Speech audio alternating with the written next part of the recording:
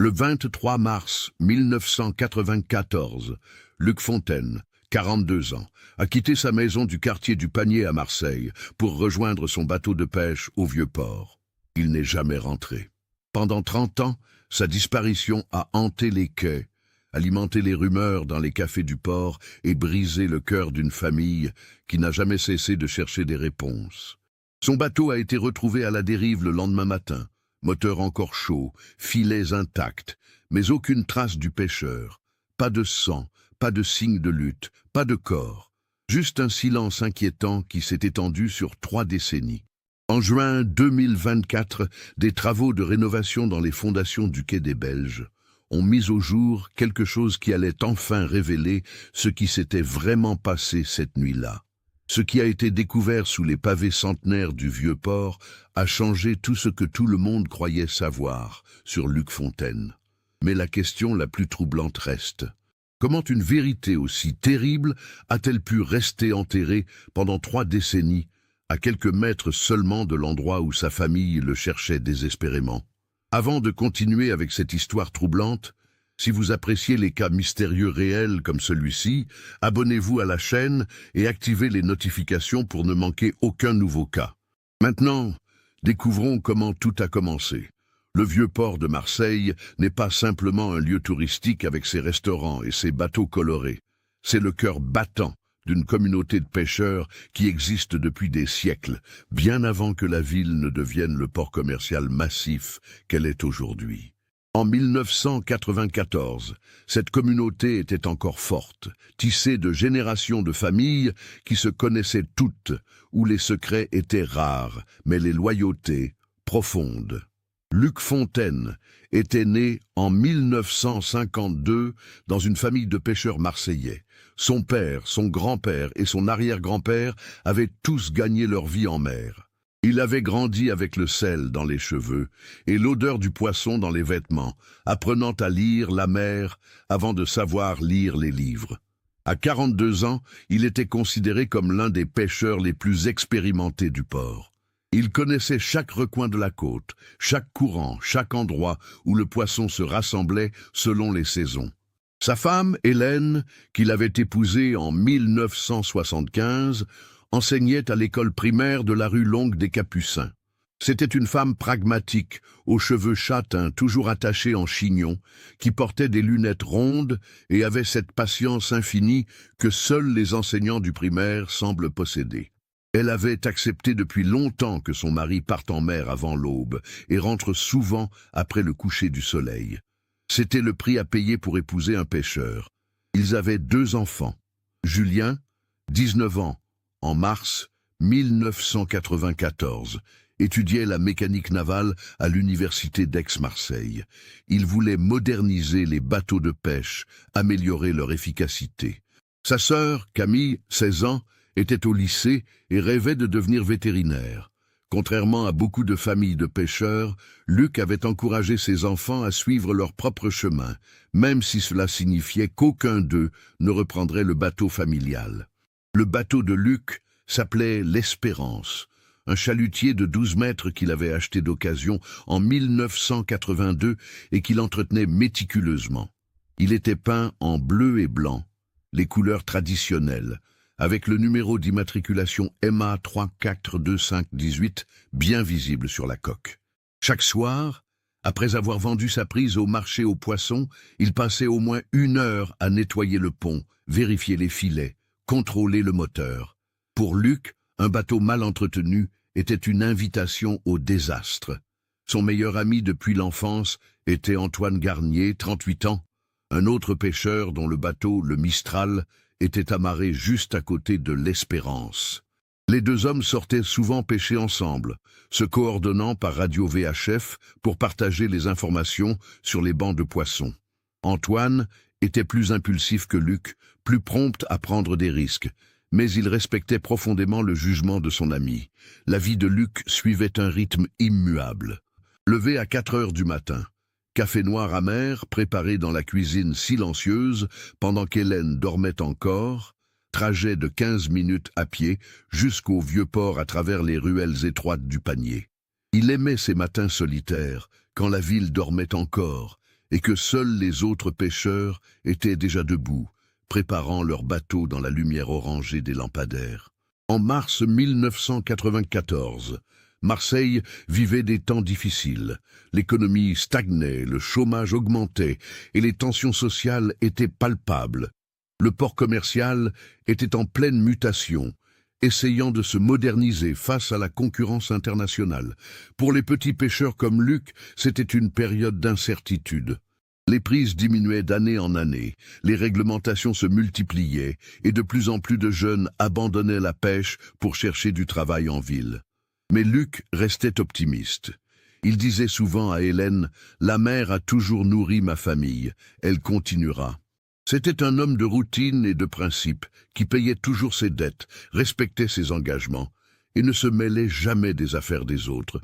Dans le petit monde du vieux port, où tout le monde connaissait tout le monde, il était respecté pour son honnêteté et sa discrétion. Ce que personne ne savait, c'est que cette discrétion allait devenir à la fois sa plus grande force et sa plus grande vulnérabilité. Le mercredi 23 mars 1994 a commencé comme n'importe quel autre jour dans la vie de Luc Fontaine. Le réveil a sonné à 3h55 du matin, comme toujours. Hélène s'est vaguement souvenue de l'avoir senti se lever, du bruit de l'eau qui coulait dans la salle de bain, puis du silence qui était retombé.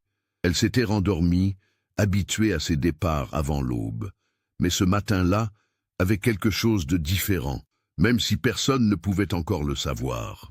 La météo annonçait une tempête pour la fin de soirée, avec des vents qui pourraient atteindre 60 km/h et des vagues de 3 mètres. Ce n'était pas exceptionnel pour cette période de l'année, mais c'était suffisant pour que la plupart des pêcheurs prévoient de rentrer plus tôt que d'habitude. Luc est arrivé au Vieux-Port à 4h20 précise. Plusieurs témoins l'ont vu cette matinée-là. Madame Sylvie Constant, qui tenait le petit café au coin de la rue près du quai, lui a servi son café habituel, un double expresso sans sucre. Elle a déclaré plus tard à la police qu'il semblait normal, peut-être un peu plus silencieux que d'habitude, mais rien d'inquiétant.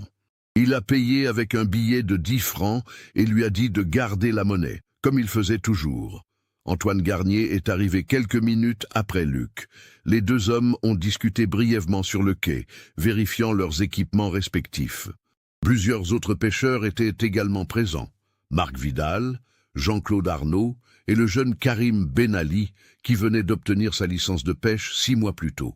Tous ont confirmé que Luc était d'humeur normale, concentré sur sa préparation comme toujours.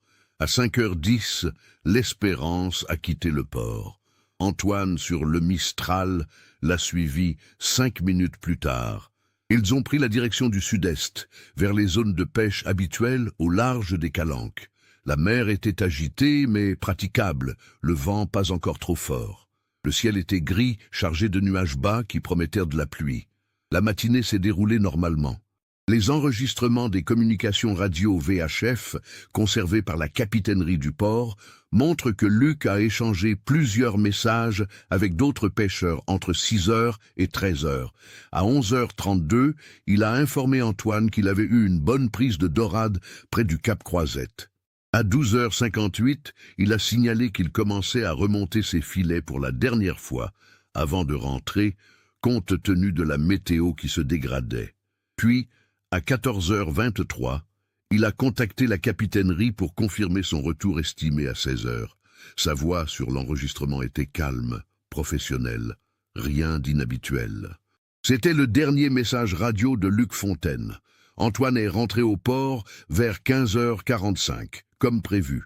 La tempête commençait à se lever, le vent soufflait maintenant à 40 km/h et la pluie tombait en rafales. Il a amarré le Mistral et a commencé à décharger sa prise.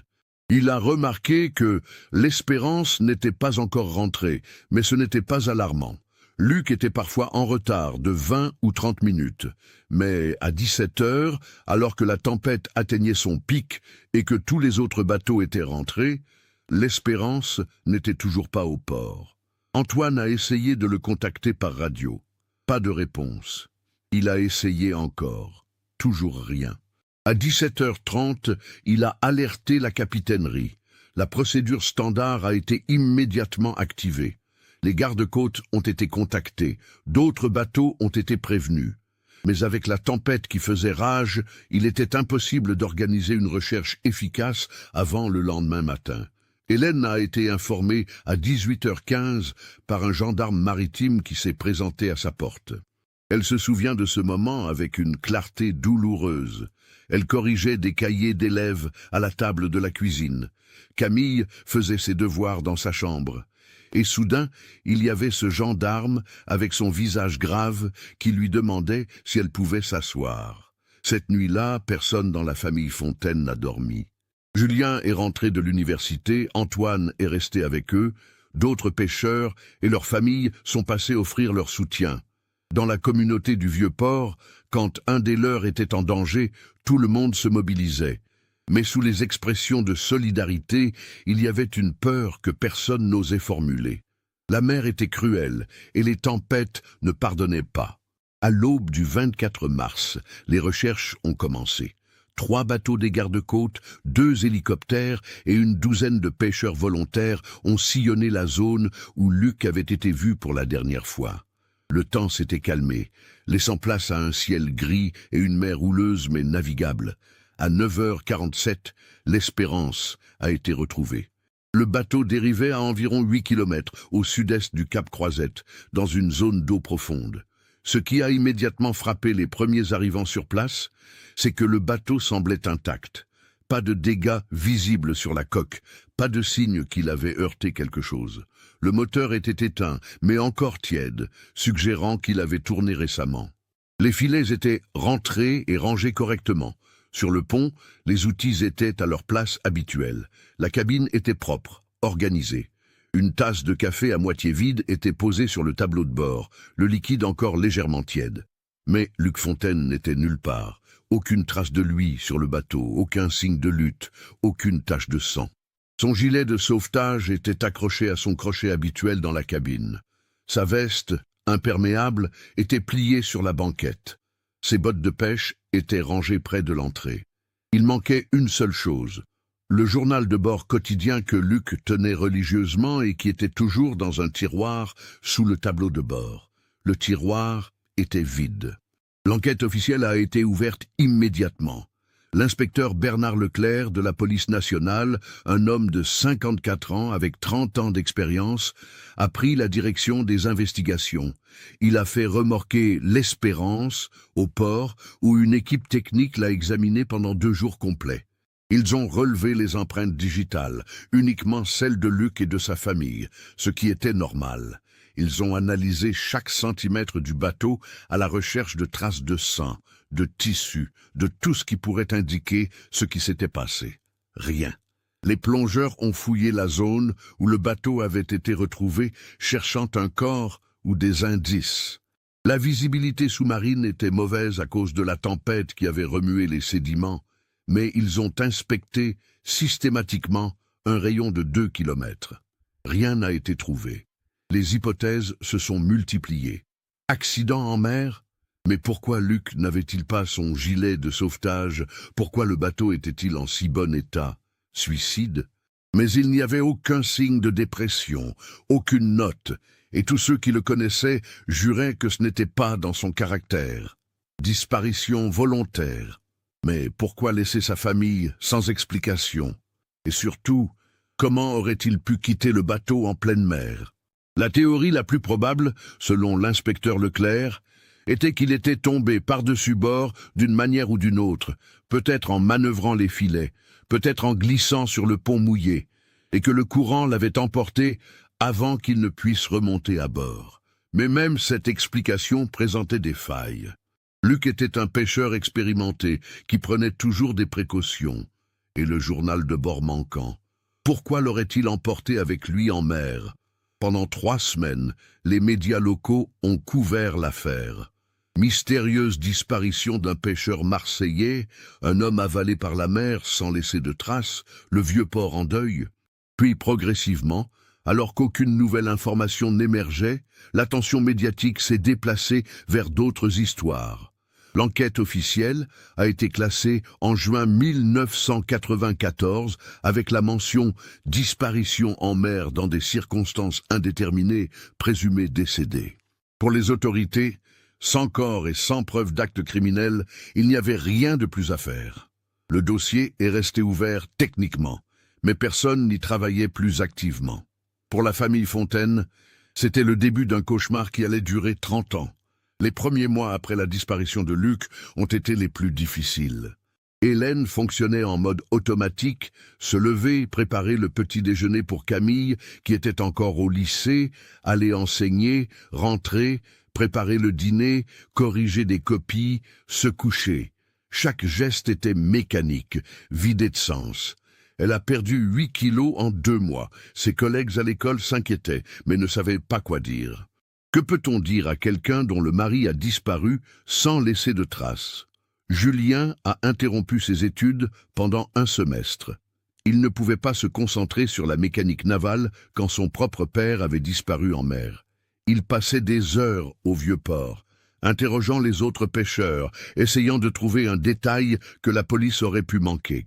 Il a appris à connaître l'inspecteur Leclerc, qui acceptait patiemment de revoir encore et encore les mêmes éléments du dossier, même s'il savait qu'il n'y avait rien de nouveau à découvrir. Camille, à 16 ans, a réagi différemment. Elle s'est enfermée dans le silence, refusant d'en parler avec qui que ce soit. Elle allait en cours, faisait ses devoirs, mais c'était comme si une partie d'elle s'était éteinte. Ses notes, qui étaient excellentes, ont chuté. Ses professeurs ont signalé qu'elle semblait absente, même quand elle était physiquement présente en classe. Antoine Garnier a continué à pêcher, mais quelque chose avait changé. Chaque fois qu'il sortait en mer, il scrutait l'horizon comme s'il espérait voir l'espérance apparaître au loin. Il avait développé une habitude compulsive de vérifier sa radio toutes les 15 minutes, comme si Luc allait soudainement appeler. Sa femme, Claire, s'inquiétait pour lui, mais ne savait pas comment l'aider. L'espérance a été rendue à la famille en juillet 1994, après que les examens techniques ont été complétés. Julien a voulu le garder, peut-être dans l'espoir que son père reviendrait un jour le chercher. Mais Hélène ne supportait pas l'idée de le voir amarré au port, ce rappel constant de ce qui avait été perdu. Finalement, en septembre, ils l'ont vendu à un jeune pêcheur qui venait de s'installer à Marseille. L'argent a été mis de côté, personne n'osait vraiment y toucher. La première année s'est écoulée dans une sorte de brouillard. Les anniversaires, les fêtes, tout était marqué par l'absence. Le premier Noël sans Luc a été particulièrement terrible. Hélène avait essayé de maintenir les traditions, le repas de réveillon, la messe de minuit, les cadeaux le lendemain matin. Mais tout semblait faux, creux. Ils avaient mis la place habituelle de Luc à table sans vraiment savoir pourquoi. Personne n'a mangé beaucoup ce soir-là. Au fil du temps, quelque chose d'étrange s'est produit dans la communauté du Vieux-Port. Les gens ont commencé à développer leurs propres théories sur ce qui était arrivé à Luc. Certains murmuraient qu'il avait peut-être été impliqué dans quelque chose d'illégal, du trafic, de la contrebande, et qu'il avait dû fuir. Ces rumeurs enragèrent la famille, mais elles persistaient, alimentées par le mystère complet entourant sa disparition. D'autres disaient qu'il avait simplement voulu recommencer une nouvelle vie ailleurs, qu'il avait abandonné sa famille. Cette théorie était encore plus blessante pour Hélène. L'idée que Luc aurait pu partir volontairement, la laissant sans un mot, sans une explication, était insupportable. Mais dans les moments les plus sombres, tard la nuit, quand elle ne trouvait pas le sommeil, elle se demandait si c'était possible. Y avait-il eu des signes qu'elle avait manqués? Était-il malheureux sans qu'elle s'en rende compte? L'inspecteur Bernard Leclerc n'a jamais complètement abandonné l'affaire, même après qu'elle a été officiellement classée. C'était devenu une obsession personnelle pour lui. Il était proche de la retraite et cette disparition inexpliquée le rongeait. Il avait résolu des dizaines de cas au cours de sa carrière, mais celui de Luc Fontaine restait un mystère complet. De temps en temps, il reprenait le dossier, relisait les témoignages, étudiait les photos du bateau. Il savait qu'il manquait quelque chose. Mais quoi? En 1996, 2 ans après la disparition, Hélène a pris une décision difficile. Elle a fait une demande officielle pour que Luc soit déclaré légalement décédé.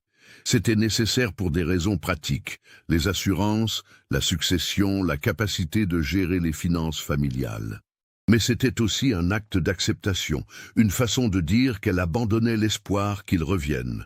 Julien et Camille ont accepté, même si cela leur brisait le cœur. La procédure a pris presque 1 an.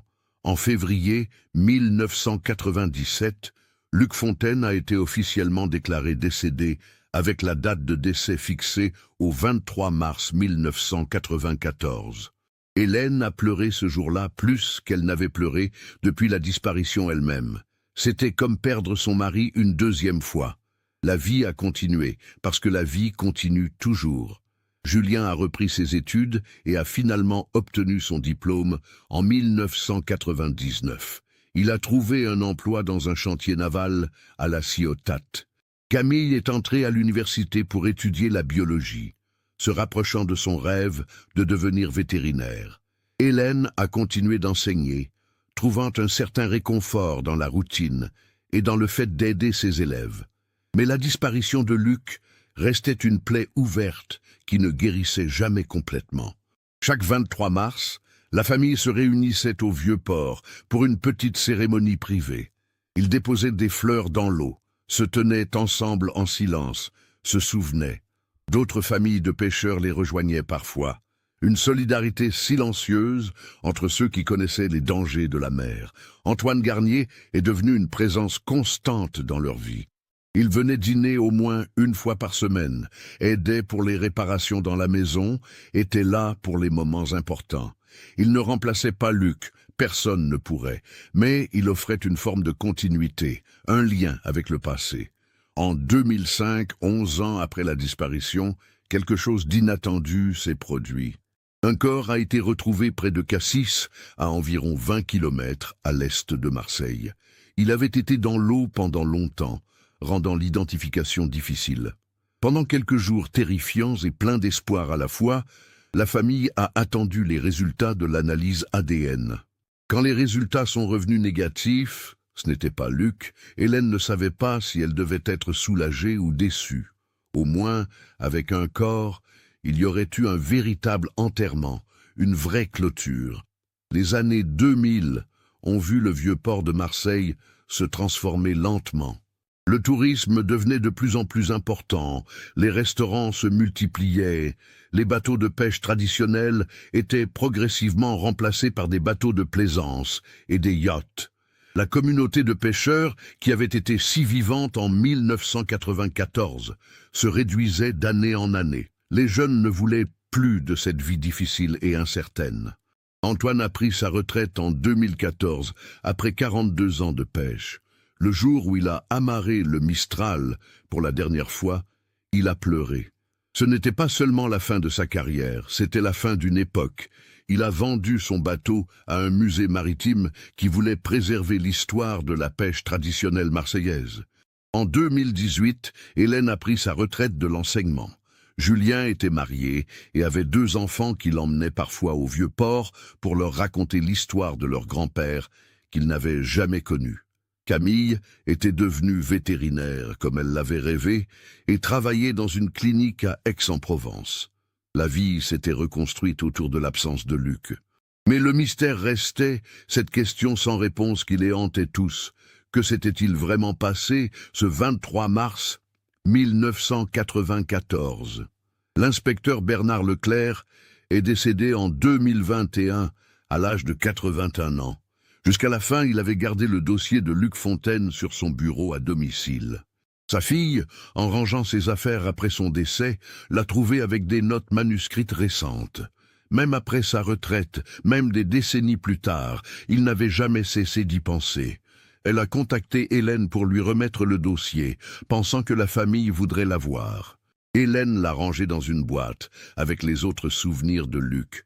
Photos, lettres, le dernier bulletin de salaire de la coopérative des pêcheurs. Personne ne savait que, très bientôt, quelque chose allait enfin apporter des réponses. Après 30 ans de silence, Le vieux port était sur le point de révéler son secret. En janvier 2024, la ville de Marseille a lancé un projet ambitieux de rénovation du quai des Belges, une partie historique du vieux port. Le projet faisait partie d'un programme plus large visant à moderniser les infrastructures tout en préservant le caractère historique du lieu. Des travaux devaient renforcer les fondations des quais qui montraient des signes de détérioration après des décennies d'exposition à l'eau salée et aux intempéries. L'entreprise de construction choisie était la société Méditerranée Travaux Publics, basée à Marseille depuis 3 générations. Le chef de chantier, Mourad Khalil, 47 ans, avait supervisé des dizaines de projets similaires le long de la côte. Les travaux ont commencé le 8 janvier avec une équipe de 20 ouvriers. La première phase consistait à drainer partiellement la zone de travail et à installer des batardeaux, des structures temporaires qui permettent de travailler à sec. C'était une opération délicate qui nécessitait une coordination étroite avec les gardes-côtes et les autorités portuaires. Le trafic maritime dans cette zone a été temporairement redirigé. Pendant les 5 premiers mois, tout s'est déroulé selon le plan. Les ouvriers ont excavé les fondations existantes, retiré le béton détérioré et commencé à préparer les nouvelles structures. C'était un travail dur, souvent dans des conditions difficiles. Le mistral qui soufflait, l'humidité constante, l'odeur de la vase et des algues. Le lundi 17 juin 2024, l'équipe travaillait sur une section particulièrement ancienne du quai, près de l'endroit où les bateaux de pêche amarraient traditionnellement. Cette partie datait du 19e siècle et nécessitait une attention particulière. Les archéologues municipaux avaient demandé à être prévenus si quelque chose d'historiquement significatif était découvert. Des pièces anciennes, des fragments de poterie, des vestiges de structures plus anciennes. À 13h45, pendant la pause déjeuner, seuls 2 ouvriers restaient sur le chantier pour surveiller l'équipement. Samir Benali, 29 ans, et son collègue Rachid Amrani, 34 ans, fumaient une cigarette près de l'excavation la plus récente quand Samir a remarqué quelque chose d'inhabituel. Sous une couche de béton du XXe siècle, dans une cavité entre les anciennes fondations en pierre, il y avait quelque chose qui ressemblait à du tissu. Au début, il a pensé que c'était de vieux sacs ou des déchets qui s'étaient retrouvés là pendant la construction originale. Mais en regardant de plus près, il a réalisé que ce n'était pas du tissu ordinaire. « Rachid, viens voir ça !» a-t-il appelé. Les 2 hommes sont descendus prudemment dans l'excavation. La cavité faisait environ 1,50 m de profondeur et était partiellement remplie d'eau stagnante et de boue. En utilisant leurs gants de travail, ils ont commencé à dégager doucement ce qu'ils avaient trouvé. C'était une veste imperméable, du type que portent les pêcheurs. Elle était en mauvais état après 30 ans sous terre, mais encore reconnaissable. Et il n'y avait pas que la veste. Il y avait aussi un objet rectangulaire enveloppé dans plusieurs couches de plastique épais. Le plastique avait bien protégé son contenu de l'humidité. Samir et Rachid se sont regardés mal à l'aise. Ils savaient tous les 2 qu'ils venaient peut-être de trouver quelque chose d'important. Samir a immédiatement appelé Mourad Khalil, le chef de chantier. Mourad est arrivé 3 minutes plus tard et a immédiatement compris la gravité de la situation. Il a ordonné aux 2 ouvriers de ne toucher à rien d'autre et a appelé la police.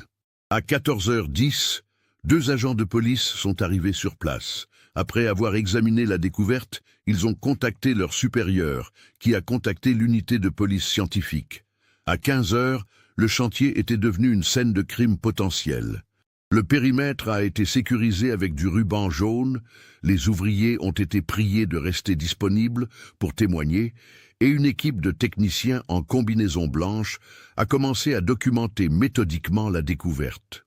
Le capitaine Élodie Martinez, 42 ans, de la police judiciaire de Marseille, a pris la direction de l'investigation.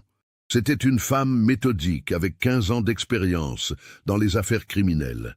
Elle a immédiatement ordonné une fouille complète et systématique de toute la zone excavée. La veste a été soigneusement retirée et placée dans un sac à preuve. À l'intérieur d'une poche intérieure, partiellement protégée de l'humidité, ils ont trouvé un portefeuille en cuir. Malgré les dégâts causés par le temps, il était possible d'extraire une carte d'identité dont le plastique avait miraculeusement résisté. Le nom était encore lisible. Luc Fontaine, né le 12 avril 1952. Le capitaine Martinez a immédiatement fait une recherche dans la base de données de la police. Le nom a fait remonter un dossier de disparition datant de mars 1994, 30 ans exactement. L'objet enveloppé dans le plastique était un cahier, le journal de bord que Luc tenait quotidiennement sur son bateau. Le plastique épais avait remarquablement bien protégé le papier. En l'ouvrant avec précaution, les techniciens ont constaté que l'écriture était encore largement lisible, bien que certaines pages aient été endommagées par l'humidité qui avait fini par s'infiltrer au fil des décennies. Mais ce qui a immédiatement attiré l'attention, c'est que les dernières pages contenaient bien plus que de simples notes sur les prises de poissons. Il y avait des paragraphes entiers écrits à la hâte, certains mots soulignés plusieurs fois, des numéros, des noms, des dates. C'était comme si Luc avait utilisé son journal pour documenter quelque chose d'urgent, quelque chose d'important. À 17h30, le capitaine Martinez a pris sa voiture de service et s'est rendu à l'adresse enregistrée dans le dossier de disparition. Hélène Fontaine vivait toujours dans le même appartement du quartier du Panier où elle avait vécu avec Luc. Quand Hélène a ouvert la porte et a vu l'officier de police en uniforme, son visage est devenu pâle.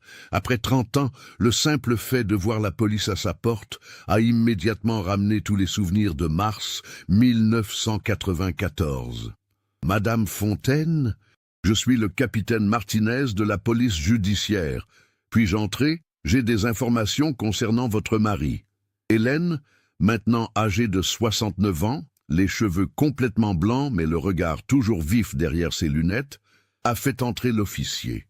Ses mains tremblaient légèrement tandis qu'elle indiquait le canapé du salon. Le capitaine Martinez lui a expliqué doucement ce qui avait été découvert sur le chantier. Hélène a écouté en silence, ses mains serrant un mouchoir. Quand l'officier a mentionné le journal de bord, Hélène a fermé les yeux un long moment. « Après toutes ces années, » a-t-elle murmuré, « après toutes ces années, il va enfin me parler. » Le capitaine Martinez a expliqué que le journal était maintenant une pièce à conviction et qu'il faudrait du temps pour l'analyser complètement, mais qu'Hélène serait informée de ce qui serait découvert. Elle a également demandé si Hélène pouvait contacter les autres membres de la famille. Il faudrait peut-être leur témoignage. Cette nuit-là, Hélène a appelé Julien et Camille. Tous les deux sont venus immédiatement. Julien, maintenant âgé de 49 ans, ressemblait de plus en plus à son père. Camille, 46 ans, avait hérité du pragmatisme de sa mère, mais aussi de l'amour de Luc pour la mère. Ensemble, assis dans le même salon où ils avaient attendu des nouvelles 30 ans plus tôt, ils ont essayé de comprendre ce que cette découverte signifiait. Le journal de Luc, caché intentionnellement sous un quai, contenait visiblement des informations importantes. Mais lesquelles? Et pourquoi était-il là? Antoine Garnier, maintenant âgé de 68 ans, est venu les rejoindre plus tard dans la soirée. Quand Hélène lui a raconté ce qui avait été trouvé, il est devenu très silencieux. Ses mains, marquées par des décennies de travail sur les bateaux, se sont serrées en poing. « Je savais », a-t-il dit finalement, sa voix presque un murmure. Je savais qu'il y avait quelque chose qu'il ne me disait pas.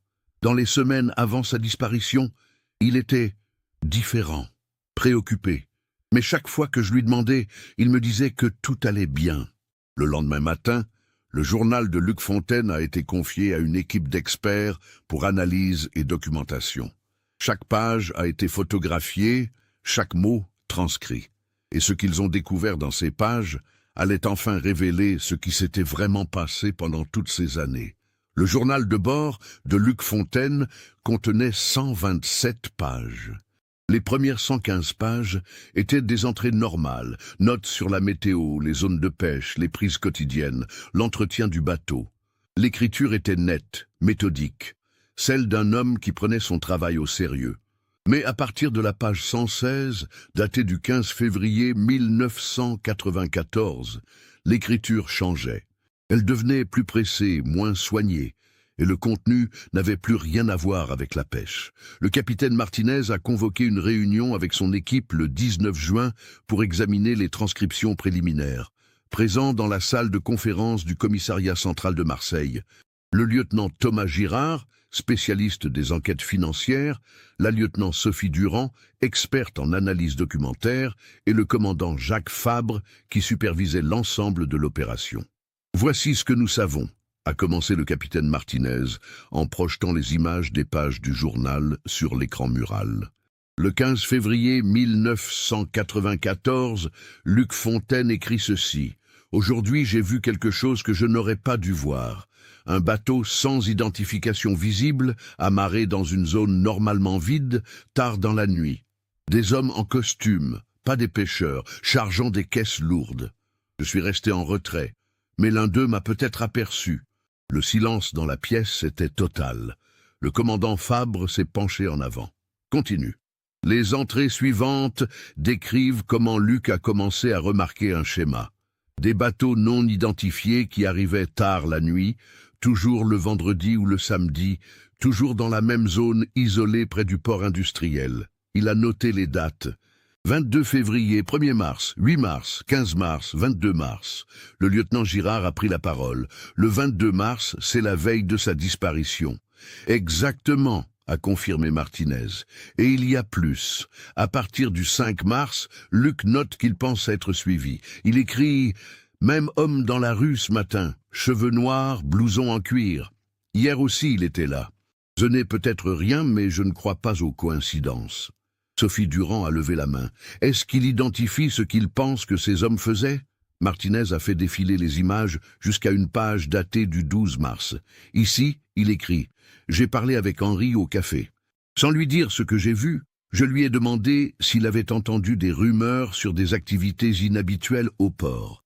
Il est devenu très sérieux et m'a dit de faire attention, que certaines personnes à Marseille n'aiment pas les questions. Je crois comprendre maintenant. Trafic, probablement de la drogue. Les quantités que j'ai vues dans ces caisses, c'est énorme. » Le commandant Fabre a hoché la tête lentement. En 1994, Marseille était une plaque tournante majeure pour le trafic de drogue en provenance d'Afrique du Nord. Nous avions plusieurs grandes opérations en cours, mais ces réseaux étaient et restent extrêmement dangereux. « Il y a autre chose », a ajouté Martinez. Le 18 mars, 5 jours avant sa disparition, Luc écrit qu'il a été directement approché. Quelqu'un lui a parlé au port, quelqu'un qu'il connaissait. Elle a projeté une nouvelle page. L'écriture était tremblante ici, visiblement écrite dans la détresse. « Il m'a parlé aujourd'hui. Je ne peux pas croire que c'est lui. Nous nous connaissons depuis des années. Il m'a dit qu'il savait que j'avais vu quelque chose. Il a dit que c'était juste du business et que tant que je restais silencieux, tout irait bien pour ma famille. Il a mentionné Hélène par son nom. Il a mentionné Julien et Camille. Ce n'était pas une conversation amicale, c'était une menace. Je dois décider quoi faire. Si je vais à la police, je mets ma famille en danger. Si je reste silencieux, je suis complice. Je n'arrive pas à dormir. » « Est-ce qu'il nomme cette personne ?» a demandé Girard. « Non, pas directement. Mais dans les pages suivantes, il laisse des indices. Le 20 mars, il écrit « Je l'ai vu aujourd'hui avec son fils. Le garçon a l'âge de Julien.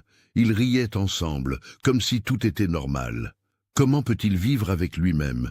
Comment peut-il risquer l'avenir de son propre fils pour de l'argent sale ?» Martinez a regardé son équipe. « Nous savons, d'après le dossier original, que Luc avait plusieurs amis proches parmi les pêcheurs. L'un d'eux avait un fils du même âge que Julien Fontaine. Le lieutenant Durand a ouvert un autre dossier, Antoine Garnier. Son fils Maxime était né en 1975, comme Julien Fontaine. Ils allaient même à la même école. » Un silence pesant a rempli la pièce. Le nom d'Antoine Garnier était omniprésent dans le dossier de disparition original. C'était lui qui avait donné l'alerte. C'était lui qui avait été le plus proche de Luc. C'était lui qui avait soutenu la famille pendant 30 ans. « Il y a une dernière entrée, » a dit Martinez doucement, écrite le 23 mars 1994, le jour de la disparition. Elle a été griffonnée rapidement. L'écriture est presque illisible par endroits. Elle a projeté l'image. Tout le monde dans la pièce s'est penché pour lire. 14 heures. Je viens de recevoir un message radio. Il veut me rencontrer ce soir, après mon retour au port. Il dit qu'il peut tout expliquer, qu'il y a une solution où personne ne sera blessé. Je ne le crois pas, mais je dois essayer. Pour Hélène, pour mes enfants. J'écris ceci au cas où. J'ai caché ce journal là où je l'ai toujours caché quand je rentre au port. Vous savez où, Hélène? Sous le vieux quai où nous avions l'habitude de nous asseoir quand nous étions jeunes. Si vous lisez ceci, c'est que quelque chose s'est mal passé. La vérité est que votre ami n'est pas celui que vous pensez. Antoine Garnier est... L'entrée s'arrêtait là, au milieu d'une phrase. Les pages suivantes étaient vides. Le commandant Fabre s'est levé, marchant vers la fenêtre qui donnait sur Marseille. Nous devons procéder avec extrême prudence. Si Antoine Garnier était impliqué dans un réseau de trafiquants en 1994, et si ce réseau existe toujours, il a maintenant 68 ans, a interrompu Girard. Il est à la retraite depuis 10 ans, ce qui ne signifie pas qu'il n'a plus de connexion, a répondu Fabre. Ces réseaux ne disparaissent pas simplement parce que quelqu'un prend sa retraite. Nous devons vérifier ses finances, ses associations, ses mouvements au cours des 30 dernières années. Martinez a acquiescé, et nous devons le faire discrètement.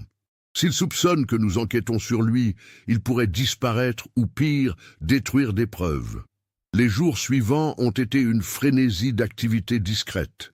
Le lieutenant Girard a plongé dans les dossiers financiers d'Antoine Garnier. Ce qu'il a trouvé était troublant. En 1995, un an après la disparition de Luc, Antoine avait acheté un nouvel appartement dans un quartier cher de Marseille.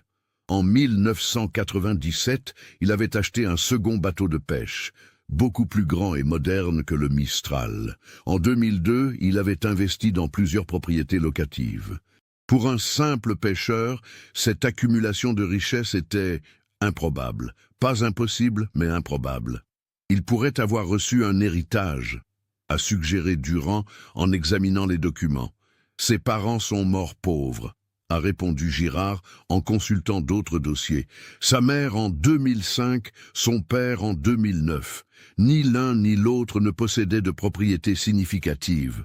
Pendant ce temps, Martinez a discrètement contacté d'anciens collègues de la brigade des stupéfiants qui avaient travaillé à Marseille dans les années 90. L'un d'eux, maintenant retraité, se souvenait d'une opération qui s'était effondrée en mars 1994. Nous étions sur le point de coincer un réseau majeur, lui a dit l'ancien inspecteur au téléphone. Nous avions un informateur, quelqu'un à l'intérieur. Mais fin mars, il s'est tu. Plus de contact.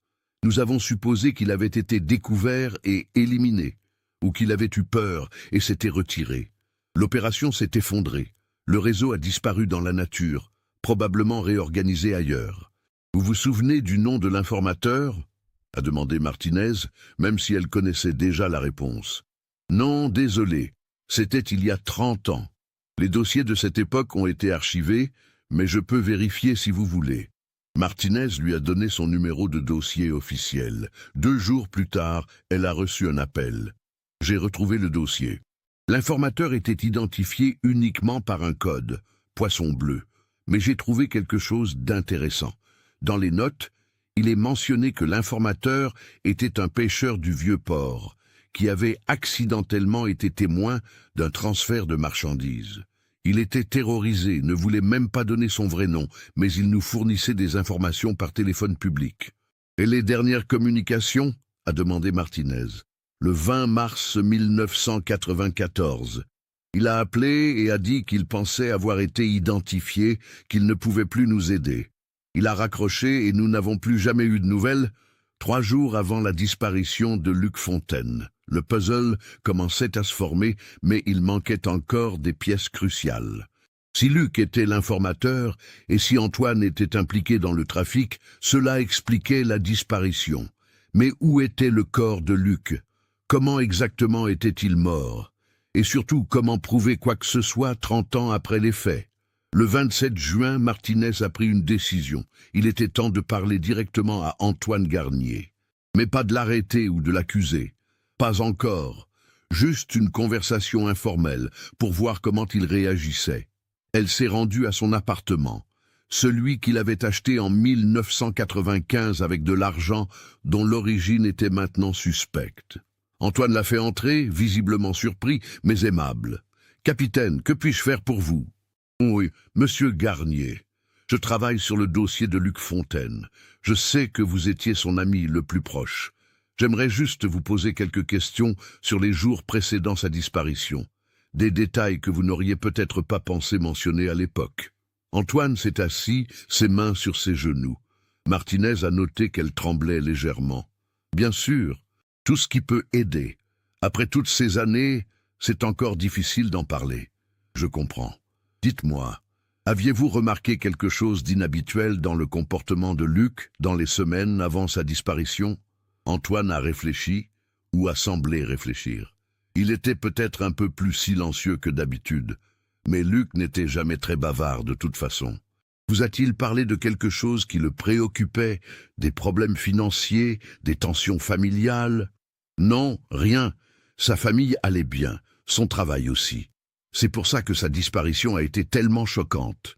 Martinez a sorti son carnet. Le 23 mars, vous étiez en mer en même temps que Luc. Vous vous êtes parlé par radio ce jour-là? Oui, plusieurs fois dans la matinée, comme nous faisions toujours. Et dans l'après-midi, Antoine a hésité une fraction de seconde. C'était presque imperceptible, mais Martinez l'a remarqué. Non, je ne crois pas. J'étais rentré avant lui, vous vous souvenez? En effet, une dernière question, monsieur Garnier. Où étiez-vous entre 16h et 19h ce jour-là? Antoine a froncé les sourcils. C'était il y a 30 ans, capitaine. Je ne peux pas me souvenir de chaque détail. J'étais probablement chez moi ou au café avec les autres pêcheurs. Pourquoi? Martinez a fermé son carnet. Simple routine. Merci de votre temps, monsieur Garnier. En sortant de l'appartement, elle savait une chose avec certitude. Antoine Garnier mentait. La question était de savoir ce qu'il cachait exactement et comment le prouver. Cette nuit-là, elle a reçu un appel du lieutenant Girard. Sa voix était tendue. « Capitaine, vous devez voir ça. J'ai trouvé quelque chose dans les archives des télécommunications de 1994. » Le 23 mars, à 14h12, un appel a été passé depuis le téléphone public près du Vieux-Port, vers le numéro radio-maritime de l'Espérance. L'appel a duré 3 minutes. Qui a passé cet appel? On ne peut pas le savoir avec certitude, mais devinez qui était enregistré comme étant au port à ce moment-là, selon les registres de la capitainerie. Antoine Garnier. Il était rentré et avait amarré son bateau à 14h exactement. 12 minutes plus tard, quelqu'un appelle Luc depuis le téléphone le plus proche. Martinez a senti son pouls s'accélérer. Luc a écrit qu'il avait reçu un message radio demandant une rencontre ce soir-là. Cet appel pourrait être ce message. Ce n'est pas tout, a continué Girard. J'ai trouvé les enregistrements de surveillance du port de cette nuit-là. La qualité est mauvaise et beaucoup de bandes ont été effacées. Mais j'ai trouvé quelque chose. À 19h47, on voit une silhouette sur le quai près de l'endroit où l'Espérance aurait été amarrée s'il était rentré. La personne attend. À 20h13, une autre silhouette apparaît, plus grande. Les deux se rencontrent, parlent, puis il a fait une pause. « Puis quoi ?» a demandé Martinez. « Puis il n'y en a plus qu'une seule qui s'éloigne. L'autre n'est jamais vue en train de partir. Le lendemain matin, le 28 juin 2024, le capitaine Martinez a convoqué une réunion d'urgence avec le procureur de la République. Les preuves s'accumulaient, mais elles restaient largement circonstancielles. Ils avaient besoin de quelque chose de plus solide avant de pouvoir procéder à une arrestation.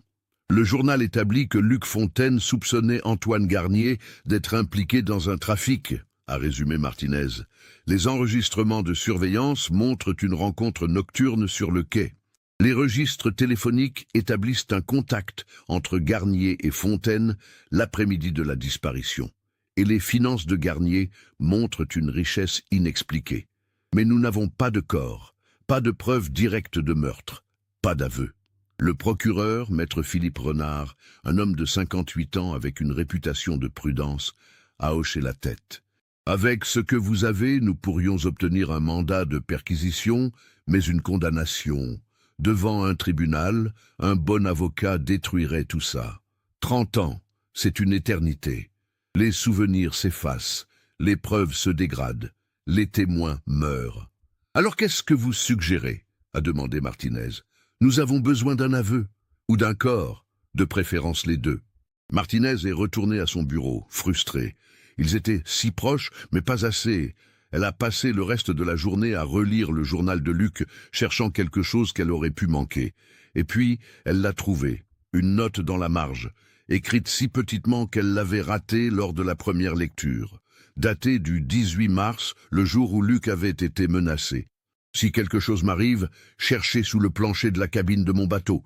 J'ai tout documenté, photos, dates, numéros, c'est ma police d'assurance. Martinez a senti son cœur battre plus vite. L'Espérance avait été vendue en septembre 1994. Mais à qui? Et le bateau existait-il encore 30 ans plus tard? Le lieutenant Durand a été chargé de tracer l'historique du bateau. Il avait été vendu à un jeune pêcheur nommé Malik Saadi. Malik l'avait gardé pendant 15 ans avant de le vendre à son tour en 2009. Le nouveau propriétaire, Jean-Luc Paoli, l'avait transformé en bateau de plaisance et l'utilisait encore aujourd'hui, amarré à Cassis. Le 29 juin au matin, Martinez et son équipe se sont rendus à Cassis. Jean-Luc Paoli, surpris mais coopératif, leur a permis de monter à bord de ce qui avait autrefois été l'Espérance, maintenant rebaptisé Liberté. Le bateau avait été considérablement modifié, la cabine agrandie, le pont refait, l'équipement modernisé. Mais quand ils ont soulevé le plancher de la cabine, là où Luc avait écrit que quelque chose était caché, ils ont trouvé un espace vide entre les poutres de support. Et dans cet espace, enveloppé dans plusieurs couches de plastique épais et de ruban adhésif, il y avait un paquet. Le paquet contenait une enveloppe en cuir étonnamment bien préservée. À l'intérieur, des photos. Des dizaines de photos prises de loin, de nuit, avec un appareil qui avait visiblement un zoom puissant. Elles montraient des hommes chargeant des caisses sur des bateaux non marqués. Plusieurs photos montraient clairement le visage d'Antoine Garnier. Il y avait aussi des documents, des notes manuscrites avec des dates, des heures, des numéros de plaques d'immatriculation, des descriptions de bateaux. Luc avait tout documenté pendant des semaines, probablement sans même que Antoine ne le sache. Mais la preuve la plus accablante était une cassette audio. Sur l'étiquette, écrit de la main de Luc, 18 mars 1994, conversation avec AG. De retour au commissariat, Martinez a fait numériser la cassette. La qualité était médiocre après 30 ans, mais l'audio était compréhensible. La voix de Luc tendue, « Antoine, je ne comprends pas. Comment as-tu pu t'impliquer dans ça ?» Puis la voix d'Antoine, plus jeune mais reconnaissable, « C'est juste du business, Luc. Personne n'est blessé. De riches gens dans le nord de l'Europe veulent des choses. Nous les leur apportons. C'est tout. Ce sont des drogues, Antoine. Tu empoisonnes des gens. Tu as des enfants. Comment peux-tu... » Justement, mes enfants. Tu sais combien Maxime coûte? L'université n'est pas gratuite. La vie n'est pas gratuite. Nous sommes des pêcheurs, Luc. Nous sommes au bas de l'échelle. Cette opportunité m'a été donnée, j'ai dit oui, et je vis mieux maintenant. Je vais à la police. Un long silence. Puis Antoine, sa voix devenue froide. Non, tu ne le feras pas, parce que si tu le fais, ta famille souffrira. Ce n'est pas une menace, Luc. C'est un fait. Les gens avec qui je travaille ne plaisantent pas. Ils ont des moyens que tu ne peux même pas imaginer. Reste silencieux et ta famille reste en sécurité. C'est simple. Tu me demandes de devenir complice? Je te demande de protéger Hélène, de protéger Julien et Camille. Parce que si tu parles, je ne pourrai pas te protéger, même si je le voulais.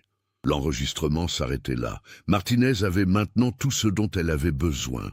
Le 30 juin, accompagnée de 8 agents lourdement armés au cas où, elle s'est rendue à l'appartement d'Antoine Garnier avec un mandat d'arrêt. Antoine a ouvert la porte et en voyant les agents, quelque chose dans son visage s'est effondré. C'était comme s'il avait attendu ce moment pendant 30 ans. « C'est pour Luc, n'est-ce pas ?» a-t-il dit calmement. Antoine Garnier, vous êtes en état d'arrestation pour suspicion de meurtre de Luc Fontaine et complicité dans un réseau de trafic de stupéfiants. Vous avez le droit de garder le silence. Antoine l'a interrompu. Je sais mes droits et je veux parler.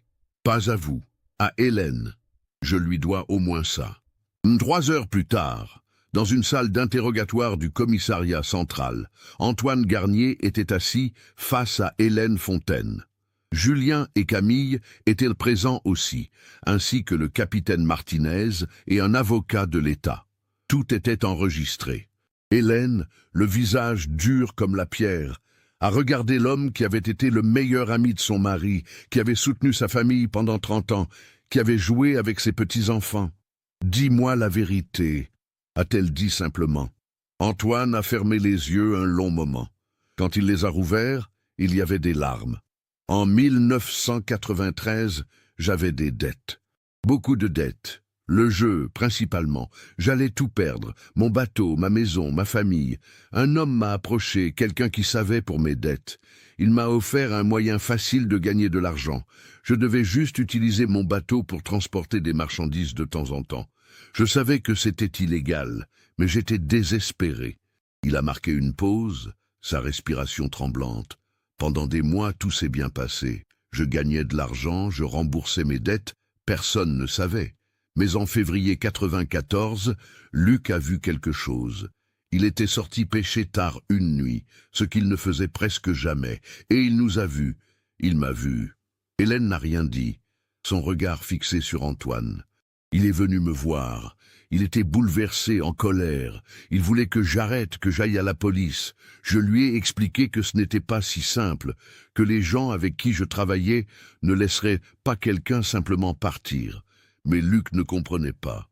Il ne comprenait pas à quel point c'était dangereux. « Alors tu l'as tué » a dit Julien, sa voix froide. « Non !» Antoine a levé les yeux, suppliant. « Non, je ne l'ai pas tué, je le jure. Mais j'ai dit à mes contacts qu'il y avait un problème. Je leur ai dit qu'ils pourraient parler. Je pensais qu'ils allaient juste lui faire peur, le menacer assez pour qu'il reste silencieux. Il s'est mis à pleurer maintenant, des sanglots profonds qui secouaient ses épaules. Le 23 mars, on m'a dit de le faire venir au port ce soir-là, après son retour de pêche, de lui dire qu'on voulait juste discuter, trouver une solution. Je l'ai appelé sur la radio, il a accepté de venir. Je pensais vraiment qu'on allait juste parler. Mais ce n'est pas ce qui s'est passé, a dit Martinez. Antoine a secoué la tête. Quand Luc est arrivé, il y avait d'autres personnes. Des hommes que je ne connaissais pas bien. Ils l'ont emmené à l'écart, vers une zone isolée du quai. J'ai essayé de les suivre, mais on m'a dit de rester en arrière. J'ai entendu des voix, puis un bruit, comme quelque chose qui tombe dans l'eau. Puis le silence. La salle était absolument silencieuse. Quand je suis allé voir, il n'y avait plus personne, juste le quai vide. L'un des hommes est revenu et m'a dit que le problème était réglé, que je devais oublier cette nuit. Ils ont pris son bateau, l'ont emmené en mer et l'ont laissé dériver pour que ça ressemble à un accident. « Et tu n'as rien dit », a murmuré Hélène. « Pendant 30 ans, tu n'as rien dit. Tu es venu à mon dîner. Tu as joué avec mes petits-enfants. Tu as regardé ma fille pleurer pour son père. Et tu n'as rien dit. Je ne pouvais pas, a sangloté Antoine. Ils m'ont dit que si je parlais, ma famille mourrait. Claire, Maxime, tous. J'avais tellement peur. Chaque jour, pendant 30 ans, j'ai vécu avec cette peur. Et avec la culpabilité. Mon Dieu, la culpabilité. Où est mon père ? A demandé Camille, sa voix brisée. Où est son corps ? Antoine a secoué la tête. Je ne sais pas exactement. Dans le port, quelque part au fond. Ils ont dit qu'ils avaient lesté le corps avec des chaînes. Avec toutes les années, les courants, la construction. Il pourrait être n'importe où. Le capitaine Martinez est intervenu. Monsieur Garnier, êtes-vous prêt à témoigner contre les personnes qui ont tué Luc Fontaine ? À nous donner leur nom. Antoine a hoché la tête faiblement. Ils sont presque tous morts maintenant ou en prison pour d'autres crimes. Le réseau s'est effondré dans les années 2000. Mais oui, je dirai tout ce que je sais. C'est le moins que je puisse faire. Hélène s'est levée lentement. Elle a regardé Antoine une dernière fois, cet homme qu'elle avait considéré comme un membre de la famille pendant des décennies. « Tu as détruit ma vie », a-t-elle dit calmement. Tu as volé mon mari. Tu as volé le père de mes enfants. Tu as volé 30 ans de paix. Et pendant tout ce temps, tu as fait semblant d'être notre ami, notre soutien. C'est peut-être pire que le meurtre lui-même. Elle s'est tournée vers Martinez. J'ai fini ici, faites ce que vous devez faire. Et elle est sortie de la salle, ses enfants la suivant, laissant Antoine Garnier seul avec son remords et ses regrets. Le procès d'Antoine Garnier a commencé en janvier 2025 et a duré 6 semaines. Les médias nationaux ont couvert l'affaire intensément, le mystère qui avait duré 30 ans, l'ami qui avait trahi, la vérité qui avait émergé des fondations du vieux port. C'était le genre d'histoire qui captivait l'imagination du public. Antoine a plaidé coupable de complicité de meurtre et d'obstruction à la justice. En échange de son témoignage complet et détaillé sur le réseau de trafic et les personnes impliquées, le procureur a accepté de ne pas poursuivre pour meurtre au premier degré. Il a été condamné à 22 ans de prison. Compte tenu de son âge, il avait maintenant 69 ans, c'était essentiellement une condamnation à vie. Son avocat a fait appel, mais l'appel a été rejeté en mai 2025. Grâce aux informations fournies par Antoine, la police a pu rouvrir plusieurs dossiers d'affaires non résolus des années 90 liés au même réseau de trafic. 3 hommes encore vivants ont été arrêtés et inculpés. L'un d'eux, Marcel Vitali, 72 ans, un ancien docker du port, a finalement admis avoir été présent la nuit où Luc Fontaine a été tué. Selon son témoignage, Luc avait été amené sur un quai isolé. Ils avaient essayé de le convaincre de rester silencieux, de lui offrir de l'argent. Luc avait refusé. Il avait dit qu'il ne pouvait pas vivre en sachant ce qu'il faisait. Alors, sur ordre de l'homme qui dirigeait le réseau, maintenant décédé d'un cancer en 2018, il l'avait frappé à la tête, puis avait jeté son corps dans l'eau avec des chaînes attachées. En août 2025, une équipe de plongeurs spécialisés a commencé des recherches systématiques dans les zones du vieux port, où, selon Vitali, le corps aurait pu être immergé. Les décennies de construction et de modification du port avaient considérablement changé la topographie sous-marine, rendant les recherches difficiles.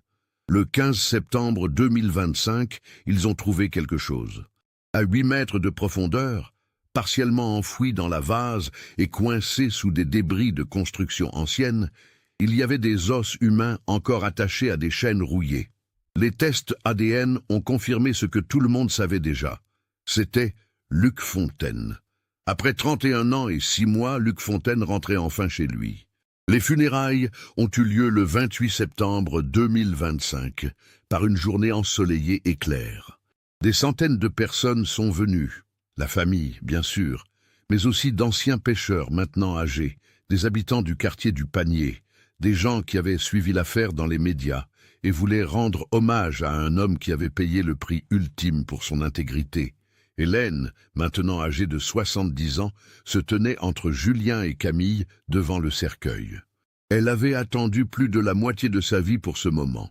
Le soulagement de savoir enfin, de pouvoir enfin faire son deuil correctement, se mêlait à la douleur de tout ce qui avait été perdu. Il a essayé de faire ce qui était juste, a-t-elle dit dans son éloge funèbre, sa voix ferme malgré les larmes. Luc a vu quelque chose de mal et il a refusé de se taire. Il a refusé d'accepter l'argent, refusé de fermer les yeux. Il a choisi l'intégrité même quand cela le mettait en danger. C'est l'homme qu'il était. C'est l'homme dont je suis tombée amoureuse et c'est l'homme que je porterai dans mon cœur pour le reste de ma vie.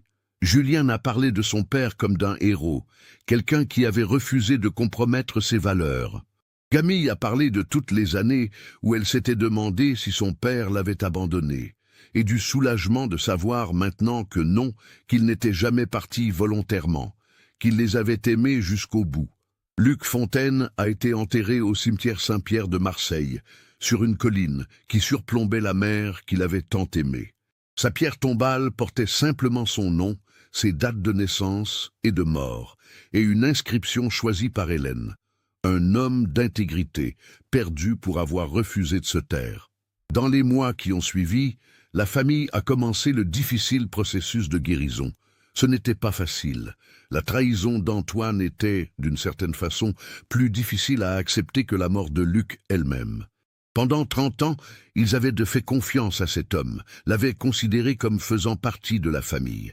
Savoir qu'il avait joué un rôle dans la mort de Luc, même indirect, était une blessure profonde. Claire Garnier, la femme d'Antoine, a divorcé immédiatement après le procès.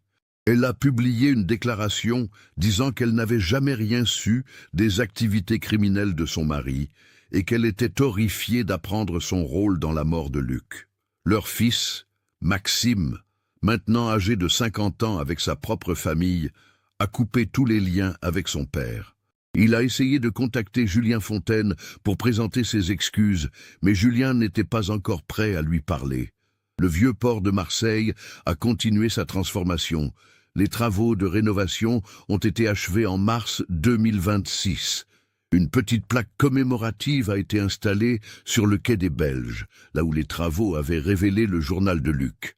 Elle disait simplement « En mémoire de Luc Fontaine ». 1952-1994, et de tous ceux qui ont perdu leur vie en mer. Le bateau qui avait autrefois été l'Espérance, maintenant appelé Liberté, a été donné par son propriétaire à un musée maritime. Il a été restauré à son apparence originale des années 90 et est maintenant exposé avec une plaque expliquant son histoire et celle de Luc Fontaine. En février 2026, presque 2 ans après la découverte du journal, Hélène a fait quelque chose qu'elle avait toujours voulu faire, mais n'avait jamais eu le courage. Elle a appris à piloter un bateau. À 70 ans, elle a pris des leçons de navigation, obtenu sa licence et a acheté un petit bateau qu'elle a nommé l'Espérance 2. Luc aimait la mer, a-t-elle expliqué à ses enfants qui s'inquiétaient qu'elle soit trop âgée pour ça. Il disait que c'était là qu'il se sentait le plus libre, le plus lui-même. Je veux comprendre ce qu'il ressentait.